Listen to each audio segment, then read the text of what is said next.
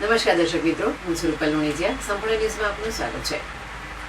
ઇકબાલગઢના APMC ગંજ બજાર તેમજ વેપારી એસોસિએશન તેમજ ભારતીય જનતા પાર્ટીના હોદ્દેદારો અને કાર્યકર્તાઓ દ્વારા લોકસભાની ચૂંટણીના અનુસંધાનમાં બેઠક યોજાઈ હતી, જેમાં 1000 થી 1200ની સંખ્યામાં લોકો ઉપસ્થિત રહ્યા હતા અને લોકસભાના ઉમેદવાર રેખાબેન હિતેશભાઈ ચૌધરીને વિશાળ જનસમર્થન મળ્યું હતું.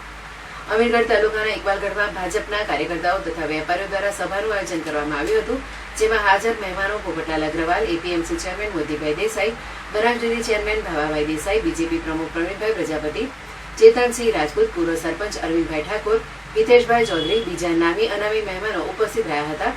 હિતેશભાઈ ચૌધરીએ કોંગ્રેસ પર આકરા પ્રહારો કર્યા હતા અને સાથે સાથે તે પણ ખાતરી આપી હતી કે જો મારા લગતું કોઈ પણ કામ પડશે તો હું તમારા માટે હર હંમેશ પડખે ઉભો રહીશ.